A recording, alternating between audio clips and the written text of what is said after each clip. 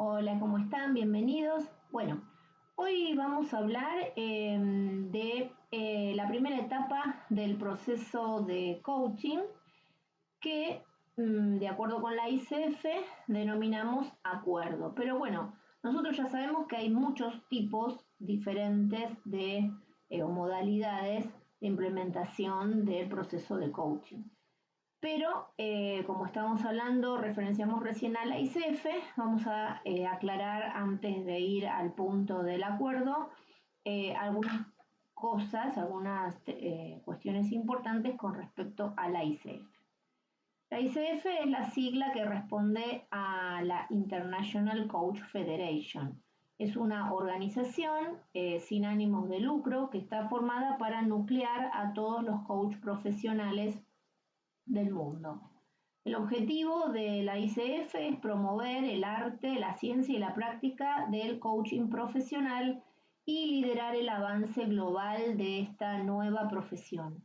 Es la asociación o federación, federación es agrupación de asociaciones, ¿cierto?, que nuclea la mayor cantidad de coach en el mundo. No es la única, pero hay otras organizaciones que nuclean a coach profesionales, pero esta es la más importante por varias cosas. En primer lugar, por la cantidad de coach que nuclea, que es la que tiene mayor cantidad de acreditaciones, pero además es la única que nuclea bajo un código de ética, bajo un establecimiento de normas, de reglas, de estándar, de cómo se llevan a la práctica las competencias que debe tener un coach profesional, que ahora vamos a ver cuáles son esas 11 competencias sintéticamente, porque en realidad lo que vamos es a plantear la agrupación de estas 11 competencias en 4 grandes grupos o núcleos. Y es la única entidad que otorga credenciales o acreditaciones que justamente avalan los diferentes niveles de coach profesional. El proceso de coaching bajo las normas de la ICF lo que garantizan es la integridad, la excelencia, la colaboración y el respeto, valores fundamentales sobre los que se asienta la práctica profesional de coaching y que además están reflejados en el código deontológico del desarrollo profesional. Coaching para la ICF es un entrenamiento profesional que se centra en 3 grandes puntos. El primero es establecer objetivos claros. El segundo es la creación de los resultados y el tercero es el cambio personal, o sea, la transformación, la gestión del cambio personal. Ya habíamos hablado que otro de los temas es diferenciar claramente que coaching no es terapia, no es consultoría y tampoco es mentoring, ¿verdad? No vuelvo sobre ese tema porque ya lo vimos en el primer encuentro. Bueno, hablábamos de las 11 competencias sobre las que se sustenta la práctica o el desarrollo profesional de coaching y estas están agrupadas a su vez en 4 grandes grupos. El primero, del que vamos a hablar hoy, es sentar las bases, las normas éticas y deontología de coaching y cómo se hace el acuerdo. ¿A qué llamamos acuerdo dentro de esta modalidad de proceso y cómo se realiza? Por el otro lado, crear conjuntamente la relación de confianza, es decir, co-crear la relación de confianza con el cliente. La confianza ya vamos a ver que se da en 3 niveles, no me voy a adelantar con eso, porque ya lo vamos a ver en próximas oportunidades, en próximos encuentros. Y la presencia, el estar presente durante todo el encuentro, durante toda la conversación de coaching. Por otro lado, el tercer grupo, comunicar con eficacia, escucha activa, preguntas poderosas, la comunicación directa y facilitar el aprendizaje, los resultados, crear conciencia, planificar o definir un plan de acción, gestionar el progreso del mismo en base a la responsabilidad. Bueno, yo como ven voy siguiendo aquí las diapositivas que son las mismas que ustedes tienen en plataforma. Bien, sentar las bases entonces de acuerdo a las normas éticas, que les dejo como tarea leer el material que está en la plataforma, que es el código deontológico, justamente en el cual están todas las normas éticas que tenemos que respetar para decir que estamos actuando en base al profesionalismo que plantea o propone la ICF y el acuerdo. Muy bien, dicho todo esto, entonces vamos a entrar a ver cuáles son los niveles de acuerdo y cómo se realizan. Nosotros hablamos de que existen dos niveles de acuerdo. Un acuerdo general, podríamos decir, que es el que se establece al comienzo, al inicio del proceso de coaching, que sería el acuerdo que se realiza previo al inicio del proceso, cuando una persona viene a vernos o nosotros ofrecemos hacer coaching. Entonces vamos a tener que generar el marco dentro del cual vamos a trabajar. En este marco lo que vamos a informar van a ser, bueno, la duración de cada sesión, la frecuencia de los encuentros, el lugar de encuentro, el horario, qué es lo que ofrecemos, o sea, explicar claramente qué es coaching, preguntando al cliente si conoce, si sabe de qué se trata coaching, por qué llegó a nosotros, mejor dicho, cómo fue que nos conoció, cómo fue que llegó hasta nosotros, y ahí entonces cerciorarnos de que sabe qué es realmente lo que es coaching y si tiene dudas o no o tiene una idea y nos la explique y resulta que no es exactamente lo que nosotros estamos proponiendo, entonces le vamos a aclarar qué es exactamente, de qué se trata esta propuesta. Y algo que tenemos que hacer aquí es clarificar e identificar la diferencia entre coaching con terapia, fundamentalmente con terapia, consultoría y mentoring. Entonces, hacer sintéticamente, tampoco es un discurso de 3 horas ni mucho menos, en breves palabras, pero sí que quede claro cuál es la diferencia, que quede claro al cliente que esto no es ningún tipo de terapia alternativa, ¿sí? El coaching es un proceso que lo que ofrece al cliente es ayudarlo a lograr los objetivos que dice querer alcanzar y que por algún motivo se encuentra trabado en el logro de esas metas. Bien, ahora, este acuerdo que se puede hacer por escrito, que se le puede dar a firmar al cliente, obviamente ahí también van los honorarios, es simplemente el acuerdo marco, ¿no es cierto? Y se hace una sola vez.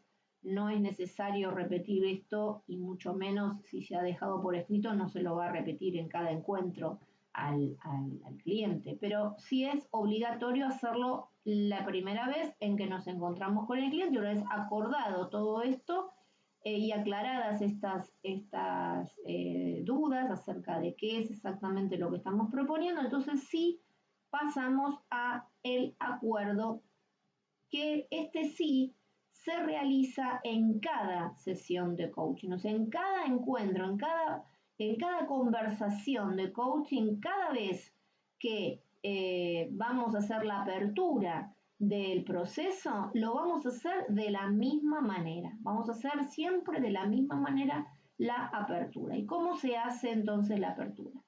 Bien, la apertura se hace en base a 4 preguntas y un cierre de parafraseo, que ahora les voy a indicar cómo es que debemos hacerlo, pero si bien esta apertura es siempre igual, hay algo que no está estandarizado, que son las preguntas aclaratorias, que ahora les voy a decir dónde van y cómo se hacen.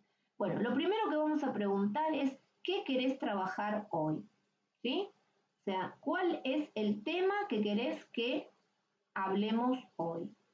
Pero puede ser perfectamente ¿qué querés trabajar hoy?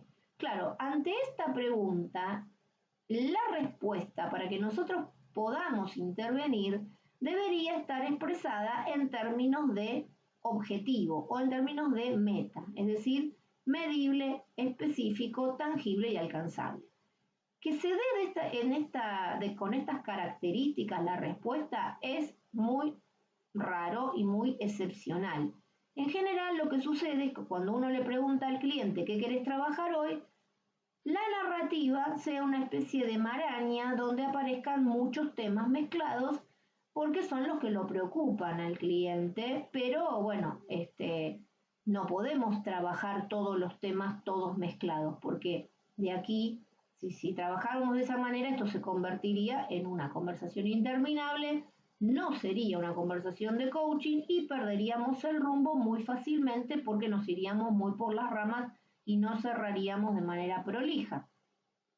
Por lo tanto, que la pregunta del qué querés trabajar hoy, si bien nosotros vamos a lanzar esa pregunta y esperar una respuesta y tomar nota de la respuesta porque cada vez que iniciemos un proceso vamos a llevar un registro, podríamos decir, una ayuda que nos va a permitir hacer las preguntas, que es tener un cuaderno en el cual vamos a dividir la hoja en dos columnas. En una columna, sobre todo cuando iniciamos, ¿no? Porque es importante que podamos apalancarnos en algún tipo de registro que nos permita, bueno, que nos sea más fluida la conversación. Entonces vamos a poner en la columna izquierda la pregunta que hice, la pregunta que realmente realicé. En este caso, ¿qué querés trabajar hoy? Y en la columna derecha vamos a registrar la respuesta del cliente lo más textual posible. Cuando me refiero a lo más textual posible, quiero decir que hay gente que habla mucho y entonces quizás no podamos registrar todo, pero lo que no debemos hacer bajo ningún punto de vista es cambiar las palabras. Porque al cambiar una palabra, nosotros ya estamos, digamos, interfiriendo con nuestra propia subjetividad y estamos poniendo palabras que a nosotros quizás nos parezcan sinónimos, pero debemos recordar que el significado que las personas le dan a las palabras es siempre subjetivo y propio. Y es muy importante recordar que la sesión, la reunión, la conversación, la guía el cliente, no la guiamos nosotros.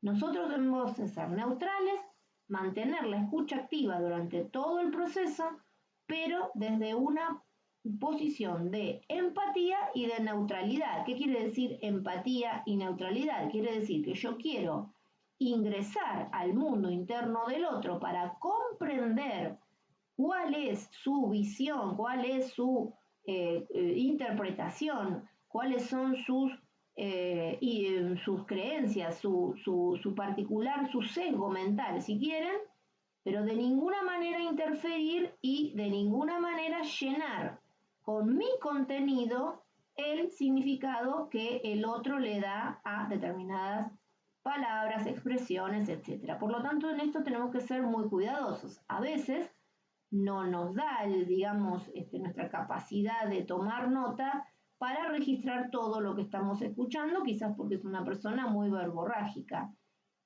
Nos podemos ayudar anotando algunas cosas, pero nunca cambiar las palabras, porque justamente en base a todo este registro que estamos haciendo en la columna derecha, es que nosotros vamos a poder luego hacer las preguntas que vienen a continuación. Ahora, supongamos el caso de una persona que viene y nos cuenta una historia. Bueno, ¿qué querés trabajar hoy? Y empieza a contar una historia de, bueno, quiero trabajar, que resulta que me siento mal porque veo que mi vida pasa y yo no estoy logrando nada y por eso quisiera ver si puedo cambiar de trabajo, pero no sé si voy a cambiar de trabajo porque en realidad tengo miedo. Bueno, en fin, como ven, perfectamente que estoy escuchando ahí. Escucho una cantidad de cosas que no están definidas en una meta, o sea, no es claro el objetivo de esta conversación. ¿Cuál es nuestra tarea en este caso? Tenemos que aclarar, tenemos que trabajar esta parte, esta respuesta con preguntas aclaratorias que debemos hacer antes de pasar a la segunda pregunta obligada, que es ¿para qué querés trabajar eso? Un error muy común es que el coach novel escuche este discurso, esta narrativa e inmediatamente diga ¿y para qué querés trabajar eso? Bueno, ¿qué sucede? Que al no estar claro el qué, al no estar definido en una oración meta, medible, específico, sobre todo específico, entonces se va a enredar toda la conversación posterior. Todo lo que viene a continuación no lo vamos a poder realmente desarrollar. Ahora, ¿cuáles son las preguntas aclaratorias que podemos hacer? No debemos confundir preguntas aclaratorias con preguntas de indagación o preguntas poderosas, que son las que vienen en la segunda etapa del proceso, no aquí. Aquí vamos a hacer preguntas al solo efecto de trabajar el qué, es decir, el objetivo, que quede clara la meta, el interés que tiene esta persona en esta conversación. ¿Cómo nos vamos a dar cuenta que lo logramos? Nos vamos a dar cuenta que lo logramos porque el objetivo va a estar en términos medibles, específicos, tangibles y alcanzables. Por ejemplo, si la persona dice, no sé, supongamos que dice, tengo miedo de cambiar de trabajo, pero estoy aburrido y cansado de hacer siempre lo mismo y por eso quisiera, no sé, dejar atrás el trabajo en el que estoy, porque en realidad yo aquí lo que vine es hacer un trabajo burocrático y ahora estoy muy aburrida de hacer siempre lo mismo y quiero ver, y quisiera, pero no me animo. Bueno, ahí está diciendo muchas cosas que nosotros podríamos repreguntar. De todo esto que me estás diciendo, o de todo esto que escucho, ¿qué es lo más importante para vos? Otra podría ser, si tuvieras que elegir un tema de todos los que me acabas de decir, ¿cuál sería? También podemos tomar, al haber tomado nota, podemos hacer una devolución, que sería, escucho miedo, escucho cambiar de trabajo, escucho aburrimiento, escucho, no sé, todo lo que haya tomado nota. Y de todo esto, ¿qué es lo más importante para vos? ¿Cuál es el tema más importante para vos? Cuestión de ir llevando a una cuestión. No es que tienen que hacer esa pregunta aclaratoria. La pregunta aclaratoria surge en el momento de la escucha activa, porque yo la voy a diseñar en ese momento.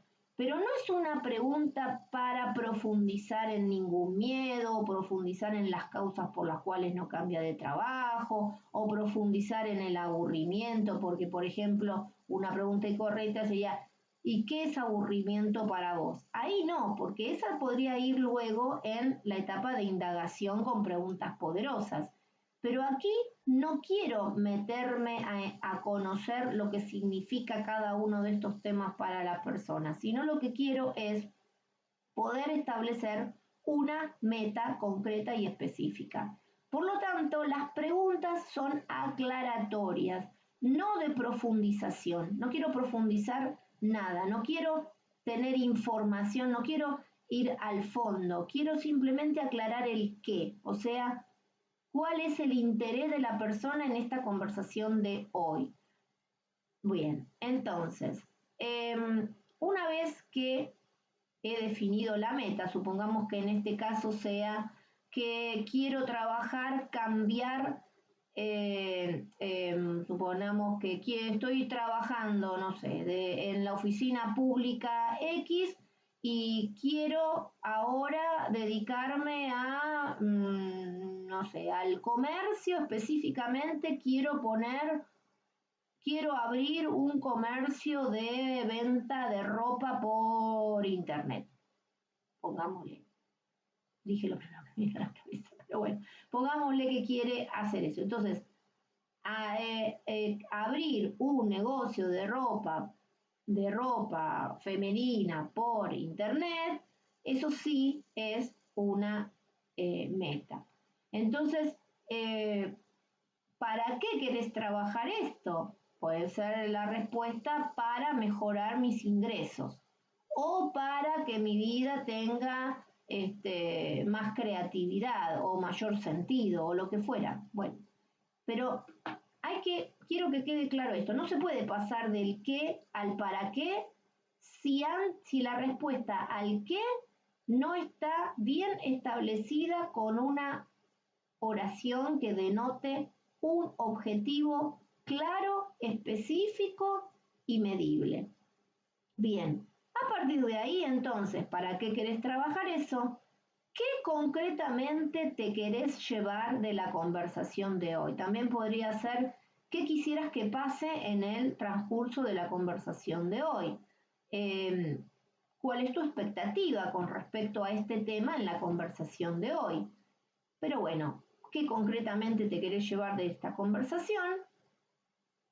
Y por último, ¿cómo te vas a dar cuenta que al final de esta conversación, que conseguiste lo que viniste a buscar? Esta pregunta es fundamental porque cuando veamos el avance del proceso, vamos a ver que este proceso es muy prolijo porque esta pregunta le va a dar circularidad a este desarrollo. ¿Qué circularidad le va a dar? Bueno, cuando al final del proceso preguntemos, ¿crees que conseguiste lo que hoy viniste a buscar?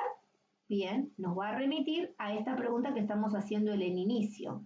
Si esta conversación al cliente le sirvió, entonces nos va a decir sí, porque logré tal y tal cosa.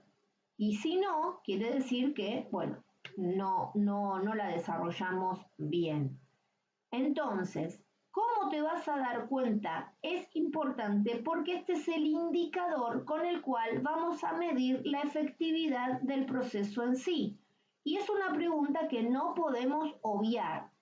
Es muy importante tanto para el cliente como para nosotros, porque el cliente se va a ir con la certeza de que esta conversación le sirvió específicamente para algo, que no fue una pérdida de tiempo, y también para el coach, para darse cuenta que su desempeño en el asistir a la reflexión a esta persona sirvió justamente para ese objetivo. Entonces, los parámetros con los cuales se pueden medir son muchos, pueden ser un sentimiento y entonces me voy a sentir más en paz o más tranquila. ¿Y dónde vas a sentir esa tranquilidad? Y la voy a sentir acá en el estómago, supongamos. Ese puede ser perfectamente un parámetro, pero siempre tiene que haber un parámetro para que podamos chequear que la conversación fue efectiva y eficaz, obviamente.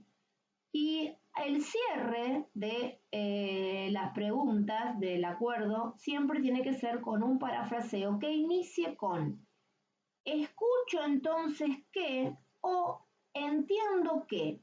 Nunca es lo que vos decís. O sea, eso no es entonces lo que vos decís. No.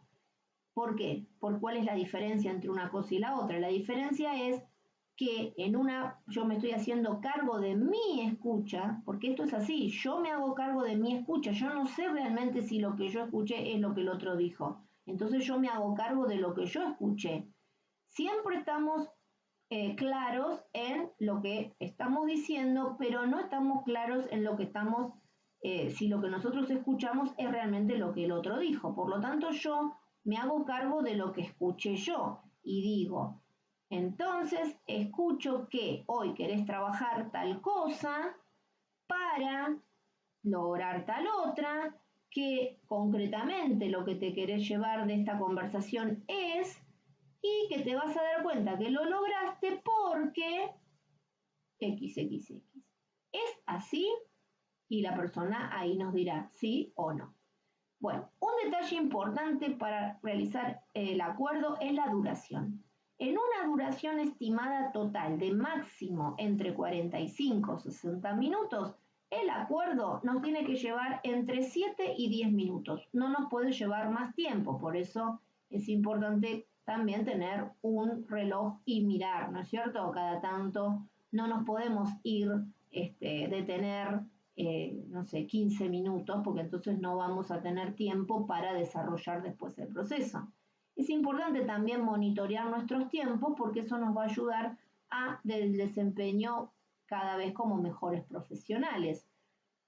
Otra de las cosas es que el acuerdo de coaching se realiza en cada encuentro. O sea, esta manera de iniciar la conversación la tenemos que realizar siempre y cada vez que nos encontremos con el cliente. ¿Por qué?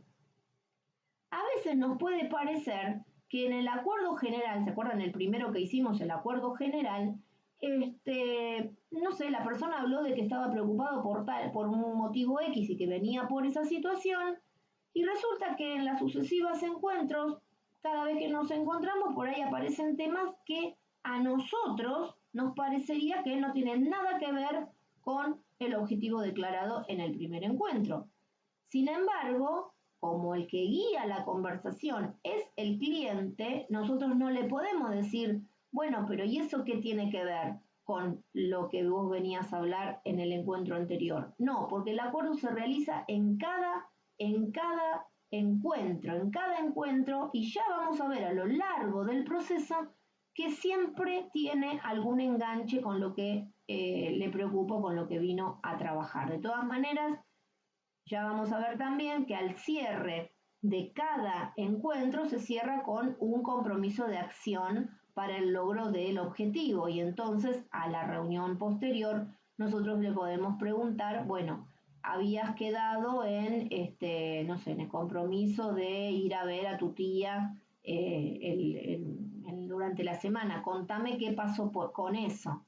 Es decir, de alguna manera nosotros enganchamos el inicio, el acuerdo con el compromiso de acción de la reunión anterior. Pero a veces sucede que lo que quiere hablar el cliente en este encuentro, aparentemente, o sea, quizás no tiene congruencia o no tiene relación, pero luego va a aparecer la relación, porque mismo nosotros, una pregunta que podemos hacer durante el proceso es, bueno, ¿qué relación tiene esto con lo otro? ¿O cuál es la relación que le ves a esto con esto otro? Y ahí solo con esa sola pregunta vamos a ver que el sentido aparece. Bueno, muy bien. Entonces, fíjense, algunas recomendaciones que están aquí en la diapositiva. Es el cliente siempre el que elige el tema. Nosotros no tenemos que elegir. Supongamos que a la pregunta ¿qué querés trabajar hoy? En el relato se nos hace difícil, se nos presenta, no sé, la confusión de un relato, digamos, marañado, y entonces nosotros para simplificar le decimos, bueno, entonces lo que vos querés trabajar es tal cosa. No, error. Siempre hay que hacer preguntas aclaratorias. Nosotros no podemos simplificar. Nosotros no debemos elegir el tema ni seleccionar de todos los temas que trae a consideración el que a nosotros nos parece el más importante o el que a nosotros nos parece que resume toda la maraña de exposición. Bien, una vez que se ha elegido el tema, que el cliente eligió el tema, vamos a hacer coaching sobre ese tema. Vamos a realizar el chequeo, como les dije recién, con el parafraseo antes de pasar a la etapa exploratoria, porque esto nos tiene que quedar súper claro. Fíjense que si nosotros hacemos bien esta etapa, si realmente la hacemos de esta manera, prolija y profesional, lo que viene a continuación nos va a ser mucho más sencillo, nos va a permitir desarrollar el proceso de una manera mucho más clara, mucho más transparente. Si está mal hecho el acuerdo, probablemente todo lo que venga atrás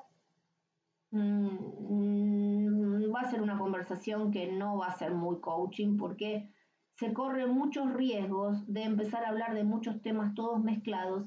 Y si bien nosotros podemos hacer coaching por ir por varios objetivos, lo que no podemos hacer es en una conversación mezclar todos los objetivos y no definir uno claro y tratar de, no sé, de atajar todas las pelotas y ir por todos en una misma conversación. Eso es algo que es un error muy común. Si bien, como les dije, el acuerdo para definirlo, nosotros lo podemos parafrasear, pero hay que parafrasearlo como se los acabo de explicar recién. No es que usamos el parafraseo para de alguna manera direccionar al cliente. Como no nos quedó claro nada, bueno, entonces nosotros tratamos en un parafraseo de hacer en lugar de un parafraseo, una síntesis, ¿no? Entonces tratamos de sintetizar lo que escuchamos y, no sé, definir el camino. Y eso no se debe hacer. Bien, y como les dije, al final del proceso, le damos circularidad a través de atar el cierre a el acuerdo, como les acabo de decir recién, pero después vamos a ver en la práctica cómo es esto cómo se hace. Entonces, recordemos para sintetizar cuáles son las 6 etapas del proceso, porque el proceso de coaching tiene por detrás el código deontológico, o sea, los valores éticos sobre los que se sustenta este tipo de conversaciones. Por el otro lado, las 11 competencias que se van a ir trasluciendo a lo largo de las 6 etapas. ¿Y cuáles son esas 6 etapas? Bueno, acá las tenemos y las vamos a repasar. La primera es crear el contexto. ¿Cómo se crea el contexto? A partir de los acuerdos. ¿Cuáles acuerdos? El acuerdo general, ¿no es cierto? El acuerdo que es confidencial, que hace la diferencia entre coaching, terapia. Bien, el acuerdo general, el acuerdo marco podríamos llamarlo. La segunda es el acuerdo para cada sesión, que bueno, ya acabamos de decir cómo es que se hace en base a cuáles preguntas y con el parafraseo final. Luego pasamos a la etapa 3. ¿Cuál es la etapa 3? La etapa de exploración. Esta es la etapa que mayor duración tiene, porque el acuerdo, dijimos entonces, entre 7 y 10 minutos. Aquí podemos estar aproximadamente 30 a 40 minutos y luego tenemos el cierre con otros 10 minutos. En la exploración nosotros vamos a hacer las preguntas poderosas, preguntas para indagar, pero estas preguntas que nos van a dejar claro a través de la indagación cuáles son las creencias, los filtros mentales, los juicios, los valores, etcétera, también en paralelo van a ir develando, ¿sí?, esta quizás falta de conciencia del cliente acerca de lo que está diciendo. Por eso la etapa 4 viene con estas preguntas que lo que buscan es que tome conciencia, es decir, generar el cambio del observador. El cambio de observador solamente se puede, o sea, la manera en que yo miro las cosas hace que yo diga que las circunstancias son de tal y cual forma.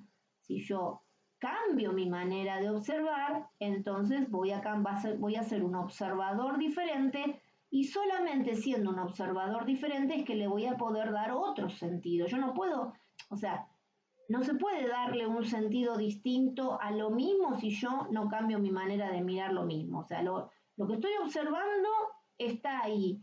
Pero, bueno, vamos a ver el famoso ejemplo del vaso medio lleno o medio vacío. Yo tengo acá un vaso y tiene agua. Yo lo observo y digo, el vaso está medio lleno. Ahora, el vaso y el contenido están aquí, pero que sea medio lleno o medio vacío, ¿de quién depende? Del observador, en este caso de mí, que digo una cosa o digo la otra, pero yo no puedo cambiar, o sea, no puedo observar no puedo ver algo diferente si no me predispongo a cambiar mi modelo, mis filtros, ¿cierto? Bueno, no estoy queriendo explicarles este tema ahora, es simplemente un recorrido por las diferentes etapas, luego lo vamos a ir viendo a lo largo de los encuentros, ¿sí?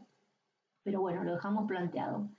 La etapa 5 ya pasamos al compromiso para coordinar acciones para establecer un plan de acción. Un plan de acción en el cual se va a tomar conciencia de los recursos que tengo, de los recursos que me faltan y de dónde puedo obtener el apoyo que necesito para conseguir todo lo que me planteo. Y la última etapa, la etapa 6, el cierre. Entonces, en el cierre, fíjense, ¿crees que lograste lo que viniste a buscar hoy? Acá está el famoso enganche del cierre con el crear contexto, se dan con el acuerdo, mejor dicho. Entonces, en este cierre es el que le da circularidad y prolijidad justamente a todo el desarrollo del proceso. Bueno, espero hasta aquí que les haya quedado claro entonces cómo es que se hace un acuerdo más allá de entenderlo, porque una cosa es entenderlo y otra cosa es llevarlo a la práctica. Así que lo que yo les sugiero es que lo practiquen, y que presenten estas conversaciones de inicio, esto que llamamos acuerdo, para que puedan obtener una guía y que a través de las prácticas que hacemos en los encuentros, tanto virtuales como presenciales, bueno, nos sirvan justamente para internalizar y pulir nuestra manera de hacer acuerdos. Así que bueno, dicho esto, me despido y nos estamos viendo en nuestra próxima.